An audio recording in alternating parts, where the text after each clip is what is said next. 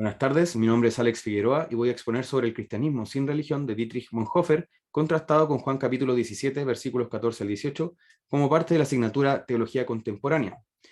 En cuanto a los objetivos, están el presentar biográficamente a Dietrich Bonhoeffer, también exponer someramente su doctrina del cristianismo sin religión y contrastarla, por último, con Juan capítulo 17, versículos 14 al 18, específicamente en lo que dice sobre la Iglesia y su relación con el mundo. En cuanto a la biografía de Dietrich Bonhoeffer, él nació en 1906 en Breslau, que en ese entonces era parte del Imperio Alemán, en el seno de una familia aristocrática donde recibió una excelente educación. Cuando él planteó su deseo de dedicarse al pastorado y la teología, fue mal recibido por su familia, pero aún así pudo estudiar teología en la Universidad de Tubinga en Berlín y luego continuó con sus estudios en el Union Theological Seminary en Nueva York. Luego vuelve a Alemania, se desempeña como capellán en una escuela y luego como profesor en la Universidad de Berlín. Cuando Hitler asciende al poder, él se convierte en un abierto opositor al régimen. Desde 1933 llegó a liderar un seminario clandestino que fue cerrado por los nazis en 1937. Luego sus libros fueron censurados en 1941 y su oposición al régimen no fue solo ideológica, sino también pasó a la acción concreta. Él fue doble agente y llegó a participar en una conspiración para derrocar y matar a Hitler, lo que le valió ser encarcelado en 1943. Desde allí escribió Cartas y Papeles desde la prisión, que sería su obra más célebre.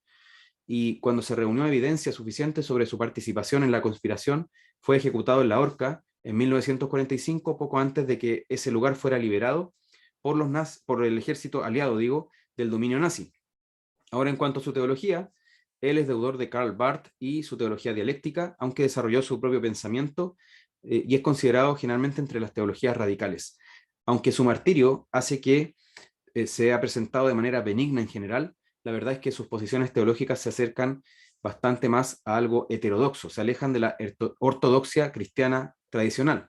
Y eso se aprecia en el cristianismo sin religión, ya que a pesar de que esta doctrina él la desarrolló de manera bastante enigmática, fue en sus cartas, no en un libro o en un artículo académico, lo cierto es que se puede apreciar un alejamiento de la escritura, ya que él ante una sociedad secularizada, ante un hombre sin religión, que hasta ese momento había asumido la religión como a priori, pero ahora ya no, ahora era un hombre secularizado, él se pregunta si es posible un cristianismo sin religión, un cristianismo secularizado, y se inclina por la opción positiva.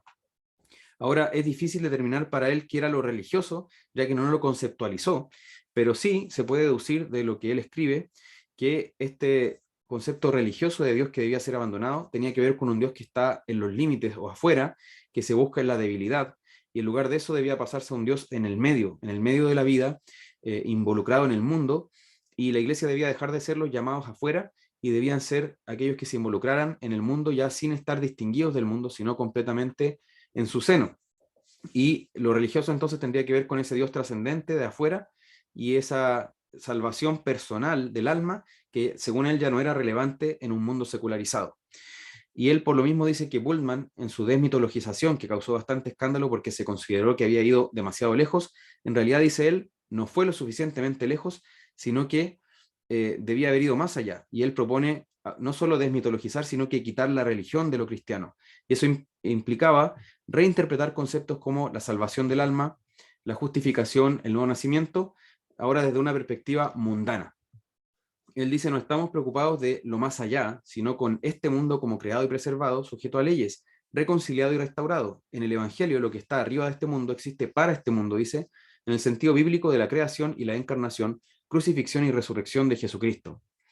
Esto contrasta con Juan 17, 14 al 18, donde se nos presenta al mundo como la humanidad bajo el pecado, en rebelión a Dios, viviendo, pensando, actuando según sus pecados, completamente opuestos a Dios. Y de ese mundo sus discípulos se distinguen. Él hace una clara distinción, declara propiedad sobre los suyos, declara haberlos escogido, y esa distinción del mundo se traduce en su santificación, en la santificación de los discípulos. Esta santificación tiene que ver con estar justamente apartados, distinguidos, consagrados, y el medio por el cual se produce esta distinción es por la verdad. Santifícalos en tu verdad, tu palabra es verdad, dice Juan 17, 17. Así que Él nos envía al mundo, en el versículo 18, pero sin ser del mundo. La idea es que la iglesia mantenga esa distinción porque ahí está su identidad y su misión. Por lo mismo, la doctrina de Dietrich Bonhoeffer del cristianismo sin religión es incompatible realmente con la enseñanza de Cristo, que hace esta distinción como parte esencial de nuestra vida en la tierra. Esta es mi presentación y esta fue la bibliografía utilizada. Gracias por su tiempo.